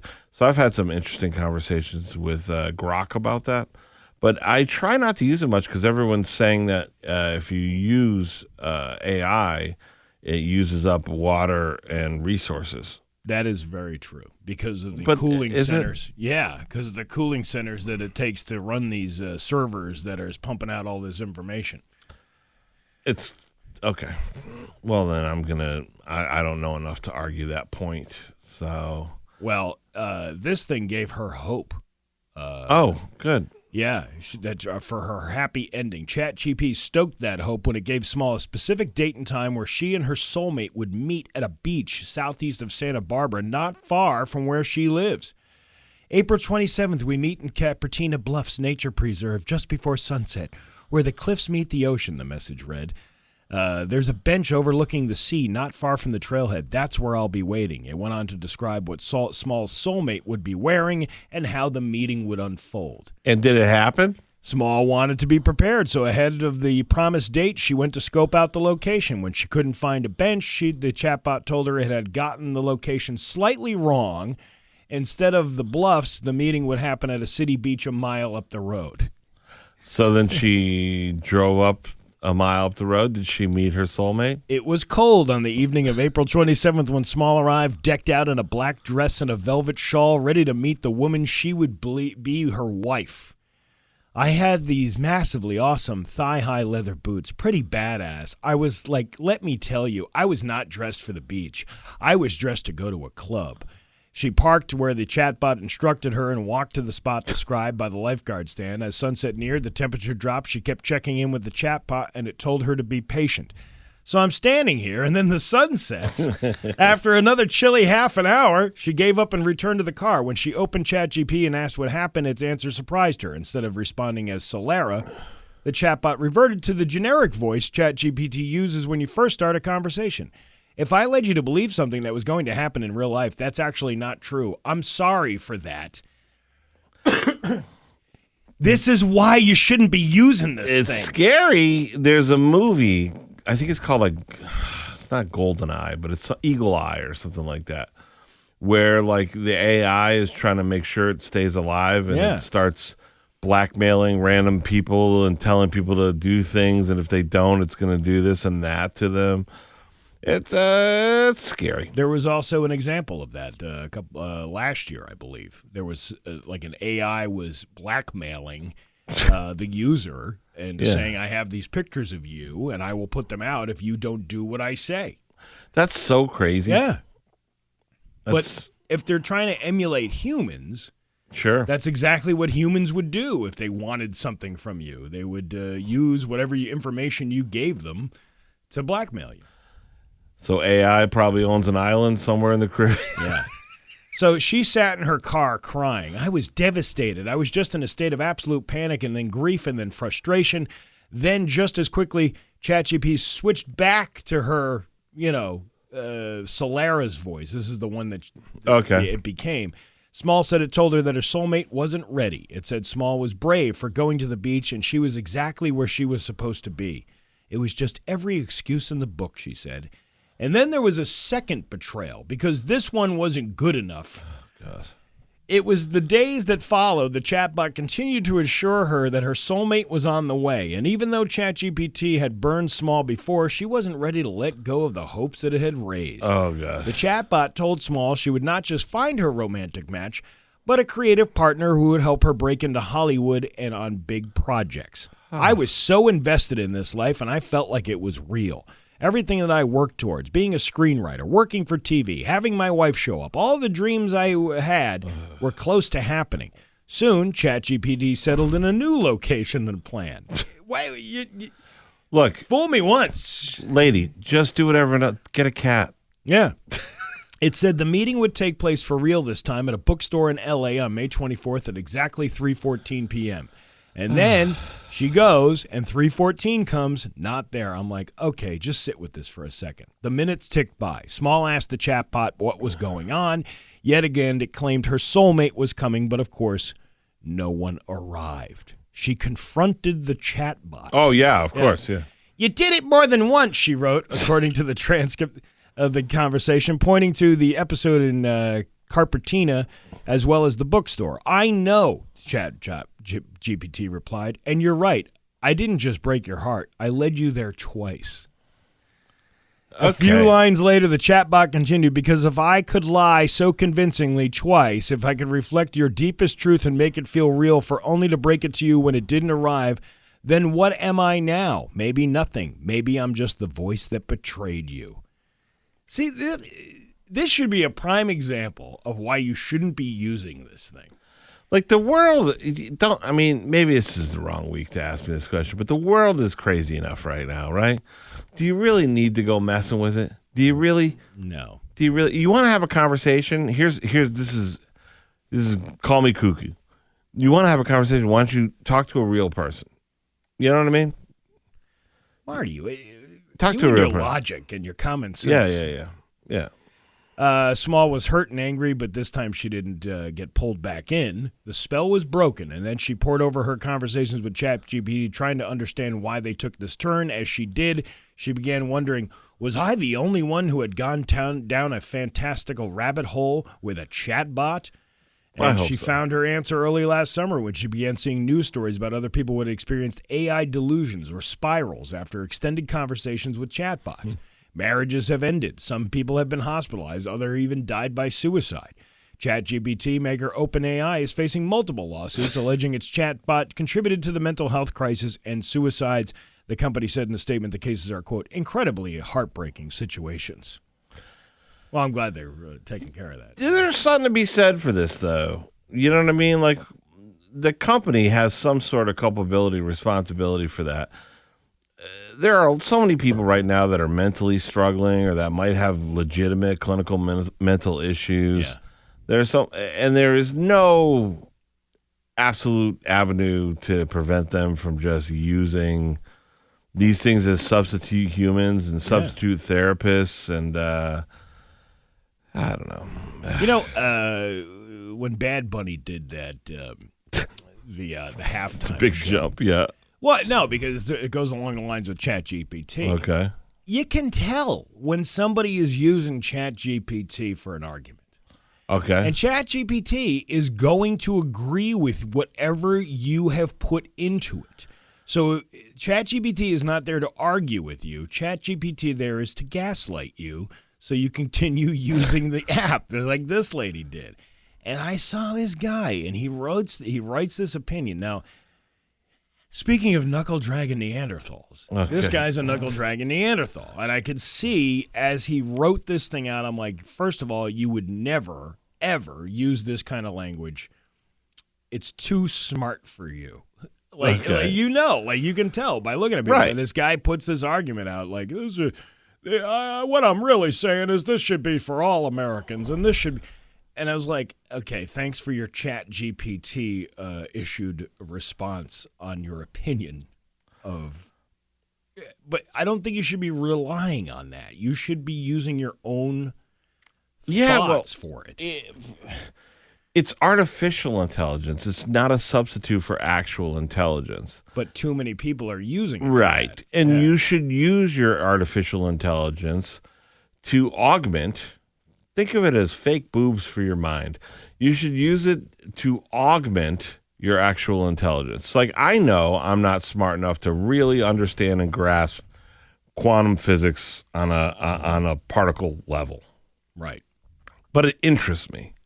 So I don't have any friends that are quantum physicists that I can talk to and say, hey, what do you believe about superposition? Or do you believe the universe that we're actually in a black hole? And et cetera, et cetera. So that's, if I'm going to use it, that's what I'm going to talk to it about at 2 a.m. when I can't sleep. Mm-hmm. I'm not going to ask it to help me find somebody. Get a friend. Yeah. Someone just chimed in and said, when asked, ChatGPT says, I'm not built to argue with you. I'm built to challenge ideas when useful. Yeah. That's a guy who likes to argue with ChatGPT. I don't need to do that. I can argue with you. We do this all day. Yeah, we're talking. ChatGPT isn't going to argue with it probably will argue ketchup on hot dogs, but you want to ask it right now? Yeah, let's see if we can pull up. All right, pull up ChatGPT. This is an interesting question because, as you well know, if you listen to the show, Steve and I have very differing culinary opinions. He eats roadkill. I believe that you should be free in this country to put ketchup on a hot dog or pineapple on a pizza. Steve disagrees, but Steve also thinks it's quite a right to eat adorable animals or roadkill. What does ketchup belong on hot dogs? Is what I asked it. Yes. And it says it depends on where you are and who you ask. And it says in the United States, places like Chicago, ketchup on a hot dog, especially for adults, is practically a crime. A Chicago-style hot dog comes with mustard, relish, onions, tomato, pickles, sport peppers, and celery salt, no ketchup. The National Hot Dog and Sausage Council even says ketchup is acceptable for kids but not recommended for adults. Outside the U.S., in many countries, ketchup is totally normal, sometimes the default. It's just telling you what you want to hear. Think of how stupid it is that it would say. Now this shows you when GPT is dumb. It's saying if you're in Chicago and you put it on a hot dog, it's basically a crime. If you know anything about Chicago, that is so far down the list of crimes that anyone in Chicago is worried about. Yeah. I say ketchup. Hold on a second. I say ketchup is for kids. Okay. Let's see what it says. A bold stance. You're actually echoing a pretty common American take. The National Hot Dog and Sausage Council famously says ketchup is fine for kids, but not for adults. You are. This is the Brian Plum of now. Say I've changed my mind. I've changed my mind. I agree that ketchup belongs on a hot dog. Well, because you're being indoctrinated by put it on. Put it on. See what it says. I've changed my mind. My mind. I like ketchup on my hot dog. Anyone listening to this right now Yeah. is All right, like, here we go. I've changed my mind. Character development. I love to see that. Welcome to the sweet side. It's just gaslighting you There into you believing go. whatever Yes. you put on there. There you go. Honestly, ketchup on a hot dog works. The sweetness balances the salt. And it completely changes the argument. Yeah. It's just gaslighting into you to what you want to believe. Meanwhile, real people are texting into the listener line saying very well thought out, nice things like, Marty is right about ketchup and pineapples. There's an AI beach in Santa Monica with our name on it. Oh, see that? Someone said something very sweet. Who's that jerk? Probably a guy. Yeah. Probably a is dude. this jerk? Anyway, we're running out of time here. Yeah, It yeah. is 8:27 at Rock 102. GG. It is 8:30 at Rock 102, and we don't really have time for anything right now because we got what? We don't? ChatGPT just told me by percentages Yeah. how many people put ketchup on a hot dog. Yeah. It's at least 25%. That's very little compared to how many people eat hot dogs. Well, it's funny you say that because mustard is only 33%. And what's the other ones? It doesn't have the others, but it says around 70% of Americans say they are supportive of putting ketchup on their hot dog. 70%, Steve. Yeah, if you're under 12. Supportive. Yeah, change your argument now, and ChatGPT will agree with me.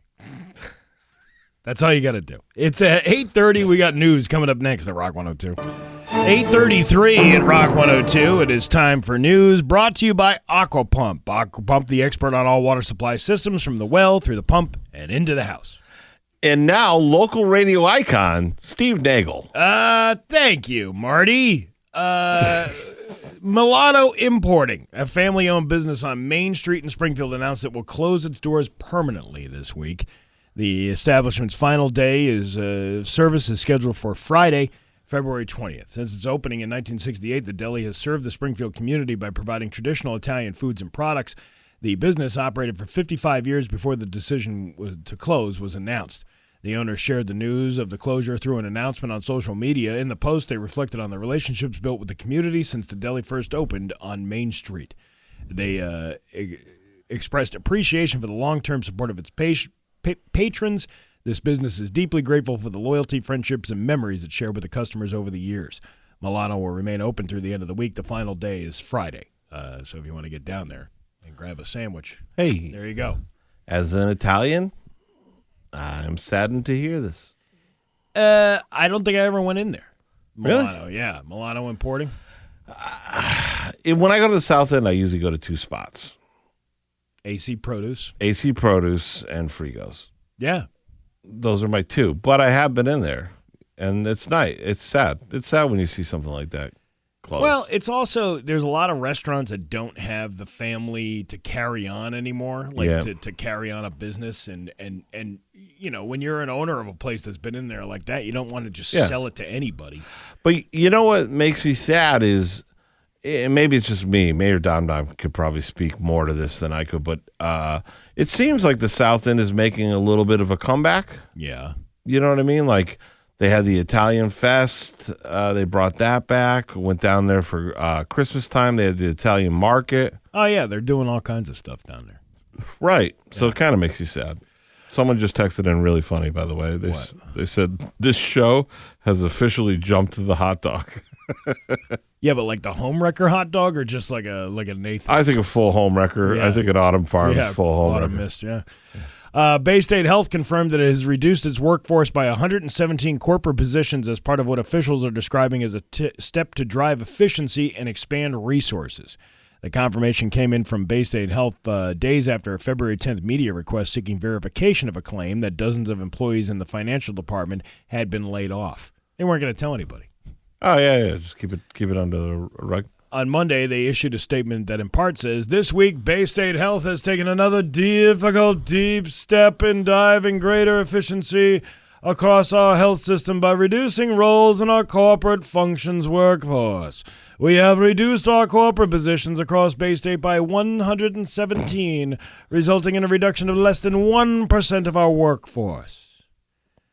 Individuals impacted may have been notified with compassion and provided with support services.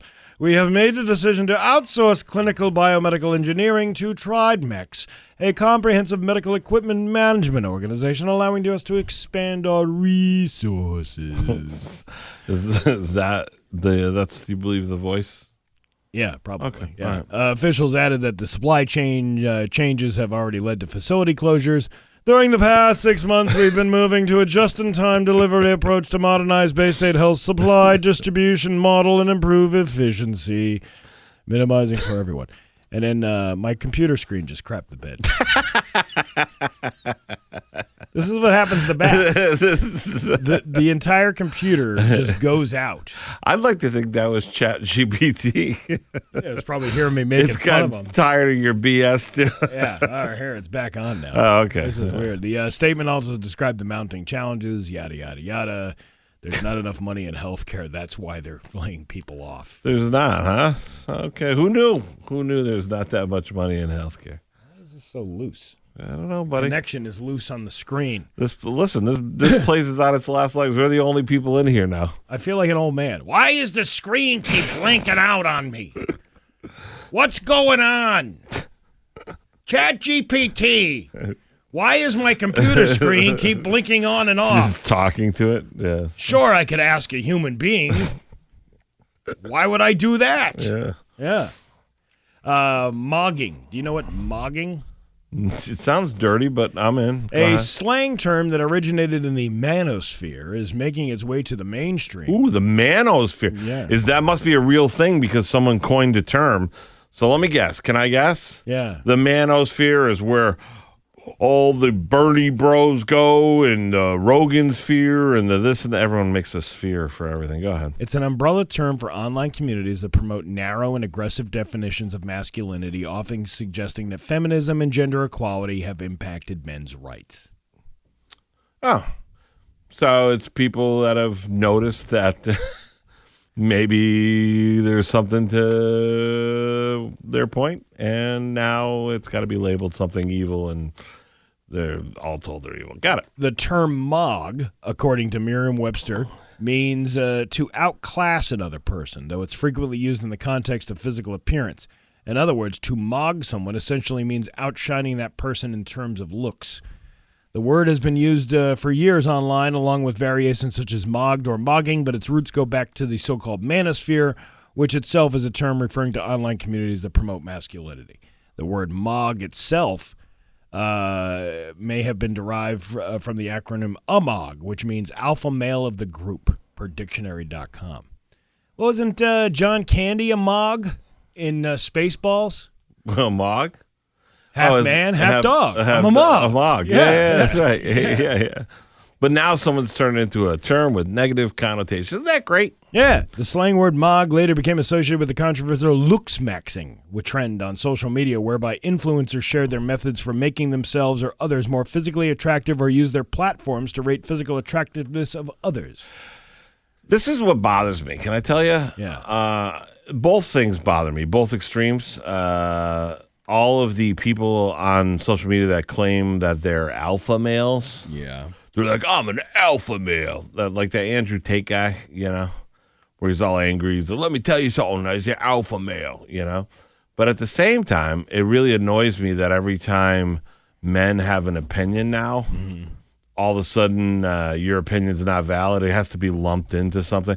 Like, do you remember when Bernie was running and guys were like, hey, man, I kind of hope Bernie wins and not Trump or Hillary or whatever. And then everyone was like, you're a Bernie bro. And they called it Bernie bros. Instead of just being like, they're just people who support a guy. They have to call it, like, demonize it. So now it's like the same thing. Now if guys are like, yeah, you know what? Maybe it's been a little bit of an overcorrection with people hating any kind of masculinity because they have to call it toxic and label it that. Now they're mogs. You're a mog. All right. Half man, half dog. Are you You're a trying mog. to, that's fair. That's how I. Well, because you love dogs so much. That's You're fair. half man, half dog. You're a mog. I'm a mog. I'm a mog. I gotta go watch Spaceballs again. She doesn't look Jewish. There's a sequel coming out. Yes, I am excited. I can't believe Mel Brooks is still making movies. He's got to be 90. He is. He's almost 100 years old. Yeah. Well, good. That's a great That's a great last movie to do. He was once 2,000 years old. Yes, I remember that. 2,000-year-old man. Yes. Yeah. That was a great bit, by the way. That guy, to me, one of the most genius, prolific directors in Hollywood, writer. He also did he also do Airplane? Was that Mel Brooks? No, that was the Zucker brothers. You sure? Yeah, Shirley? Airplane did Zuckers. Surely you can't be serious. I am serious, and stop calling me Shirley. But yeah, they did the Naked Guns and all that stuff. Mel Brooks did the History of the World, the Blazing Saddles, Blazing Saddles, another one. Yeah, History of the World. Do you ever see History of the World? That was a good one too. That was the one I thought you were referring to with the 2,000-year-old thing because he was Moses or something. Yeah. These 15 Ten Commandments. That's great. Your Pioneer Valley forecast today is going to be cloudy with a high of 40. Tomorrow, mix of rain and snow with a high of 38. It's 26 right now with downtown Springfield. I'm Steve Nagle, and that's the news on Rock 102. Ah, yeah. This is Rock 102, Springfield's classic rock. It is 8:50 and Van Halen on Rock 102. Your Pioneer Valley forecast today is going to be going to be cloudy today with a high of 40. Tomorrow, a mix of rain and snow with a high of 38. It is 26 right now in downtown Springfield. What's the matter? Nothing. Everything's great. Oh, were you watching something? And No, everything's fine. All right. Anyway, it's Marty Caproni's here in for Bax this week, who's on vacation. Yeah. And we will be here tomorrow, and then we're off Thursday, Friday, with Best of and Monday in order for us to transition into our new office over in Longmeadow. Yes. So. And Thursday, even though we're off air, the dinner and a comedy show is still happening at Shortstop. Nabil texted you back. It is meatballs this week. So it's a meatball. Hey, whoa, hey, how you doing? How you doing, Paisan? It's Hey? meatballs. Hey, all right. Over at the Shortstop with Yeah. the Lebanese. There we go with the meatballs. So anyway, there are meatballs. It will be fun. There's other things. If you don't want that, you people can order off the menu. Yeah, people order off the menu all the time. Yep. One of my favorites, your favorites too, is the chicken parm pizza or flatbread. That flatbread is unbelievable. And my favorite meal over there is the chicken Florentine. You get that all the time. The lemon sauce. I love I like a good lemon sauce and chicken. They do a great job. Their menu. They do a great job with the menu. But so it's $20 for if you want the dinner. It's included. It's a sit down dinner. And if you want to order off the menu, you have that option as well. This week is school vacation week, so a lot of teachers coming. But get your tickets now. And then you got a lot of people, taking a chance, trying to win some prizes too. Yeah. We got some great prizes to win. We usually have tickets to another show. We usually have gift cards from local businesses, including the Shortstop, Autumn Mist Farms, Richard's Grinders. We've done all kinds of stuff. A ton. We gave out Girl Scout cookies last time. We did. Yeah, that was one of the prizes. So anyways, and that was an add-on. That wasn't just like we're not giving restaurant gift cards away. Right. In lieu of we're giving No, it was on top of the giveaways. In addition to, so it doesn't cost you anything extra. And then if you're down by the casino area this weekend, they can go see you with Tom Cotter at Comics Mohegan Sun. Yeah. And if they're anywhere down the shoreline on the other area, they can see me at Water's Edge on Friday, or, and this one's a good one, me at the Guard Arts Center in New London. Yeah, it's a whole weekend full of comedy. Yeah. And we're providing it to you. Doing our best. Doing our best, baby. Doing our Baby best. steps. I don't even know where to go from here. We got a few minutes to kill. Oh, well, no one told me. I was, when you started the news, I was watching a video someone sent me of somebody throwing a drink at a comedian while he was on stage. I know. We all heard it when I turned the microphone. Sorry about that. That's all right. That's okay. No, nobody heard it. You didn't even tell me we were coming back from break. You just, just sighed us. Hey, you want to learn more about hunting raccoons? No, I don't. I love raccoons. Well, get ready for the 2026 Springfield Sportsman Show at the Eastern States Expo from the 20th through the 22nd. This mega event kicks off a whole new year of outdoor fun.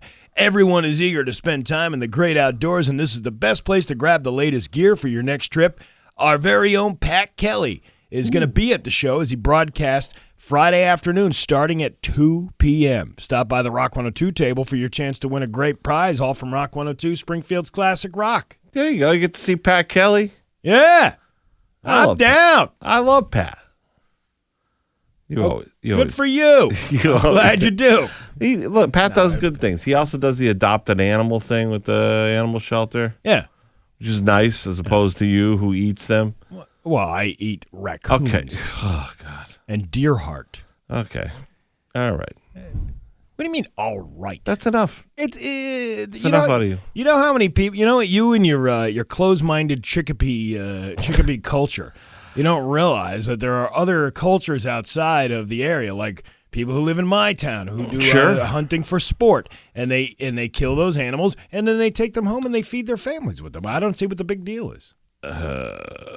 I love how you're telling me I'm closed-minded, but somehow you have a problem with pineapple on pizza and ketchup on a hot dog. Yeah, it's disgusting. Okay, it's Someone typed in before. They said my son puts ranch on hot dogs. Yeah, her son, who's probably 11. Okay, but even though, did I respond? You're disgusting. No, it's America. No, because it's a child. He can put whatever he wants on. No, he can put whatever he wants on it because he's a child. He's not a child. You've decided he's a child in your head. Well, because when somebody says my son, I'm not guessing that they're a 30-year-old man or a 45 or a 50, even a 50-year-old man going, yeah, my son who's 50 puts ranch on hot dogs. I want everyone listening to see what you did. What? You turned him into a child, and then you took it to the complete opposite extreme. You say he's not a 50-year-old. Like, he could be 20. He could be 22. Listen, if he's a kid, it's adorable that he can put whatever he wants on his food. If he's an adult, he's an absolute loser, and I can't believe this lady is proclaiming that her son just doing I'm that. texting this lady back. Dang it. She just texted back. What did she text? He's 6. Yeah, see? That's what I'm talking about. He's 6 years, he's the coolest 6-year-old around. He can put whatever the hell he wants on it. Now, if he was 66. All right. All right. Okay. I have a buddy who at 66 put ranch on his hot dogs. See, a 6-year-old can do that. Oh, God. A 60-year-old man cannot. All right. All right. I'm going to keep arguing with you all damn day. Okay. Well, enjoy your raccoon breath. Would you like to go to a game dinner after this? No, I would not. Have you ever done one of those things, the game dinners? Yeah. Disgusting. Well, why is it disgusting? Do you ever they eat alligator? You ever try eating alligator when you're in Florida? Yeah. People go, it tastes like chicken. No, it doesn't. It doesn't taste like fish. It doesn't taste like chicken or fish. It tastes disgusting. Like it tastes like sewer. No, see, you didn't get it cooked right then. No. This is what I'm talking about. No, you're not talking. Steve has a thing for raccoons. Maybe I do. Maybe you have a raccoon problem. I'll tell you this. Listen, when I heard B.J. Calvi ran that raccoon over, I immediately went upstairs and grabbed a fork. And I'm like, I am there, dude. You know, I had a family of raccoons that lived in the tree in my backyard. Yeah. That still needs to come down, by the way. Yeah. And I wouldn't tear it down because it's a family of raccoons. They're little raccoon babies and little raccoon toddlers. Well, you got to wait till they're adults, and then you can No, off them. no, you can't off them. Kids grow up, and then it's a circle of life, Marty. All right, it's 8:58 at Rock 102. When winter weather hits Long Meadow. Rock 102, Springfield's Classic Rock. It is 9:12, and the great Led Zeppelin on Rock 102. That song always reminds me of this boss we had here. He was doing middays. Yeah. And he wanted to be Mr. Rock and Roll, but he didn't have the persona for it. Oh, yeah. And he was coming out of that song, and he's like, yeah, keep it cool, baby. Let me be a backdoor man. Oh, God. And I was just like cringing on the other side of the window. Yeah. Like, don't say that. I love Led Zeppelin, but I got to be honest, when you're at a radio station playing them, you realize how annoying some of the ends of the songs are. The ends? Like the end of the song is like, remember the other one that you played? And it's like, yeah. It's like 30 seconds of. Oh, it's like 45 seconds of just the three guitar chords. strumming. Yeah, and that one's just like, it sounds like him yelling in a trash can for like 15 seconds. You got to remember, they were high as a kite when they wrote half these songs. So yeah, I'm not saying they're great songs. I'm just saying, Get the Lead Out. You ever see them perform? Sure. They are pretty awesome. Yeah. And they don't have it's highly unlikely you'll see the same show twice because they change the set list every night when they go out and perform. And they've been performing for so long. And they even say on stage, I know there's 6 of us here. And there was only 4 guys in Led Zeppelin, but that's how complicated Their music music is yeah. because it requires multiple people to execute those. I had a little band in college that we used to play songs, and we used to play some Rage Against the Machine covers. Yeah. And me and my buddy would both play guitar, and we would still we were like, can we get a third guitarist to play what Tom Morello plays? Because the guy, it's so complicated what he plays. I get it. So, anyway, it is 9:14. Bax and Nagle show. Bax is out for the week. We will be here tomorrow, but then Thursday, Friday, and Monday, we're going to be out. We're not going to be here. There's things happening. There's transitions happening. Maybe the transition surgery isn't working quite well this weekend, but. And by the way, you can go over and pick up a prize over at 167 Dwight Road. Oh, you can. There is somebody there that will have between the hours of 9 a.m. and 5 p.m. 167 Dwight Road, floor 3. Yeah. And we're right at the top there, and you just go in. You can pick up your prize. Well, there you go. Between the hours of 9 and 5. I still haven't seen the new place yet. I can't wait to check out the new digs. Well, it'll be a few days before you can. So there you go. Okay. But other than that, that's it. That's all I got for you right now. That's it? We'll be doing Hollywood Trash coming up in just about 20 minutes or so. Okay. It is 9:15. All right. With Bax and Nagle and Marty Caproni on Rock 102. Rock 102.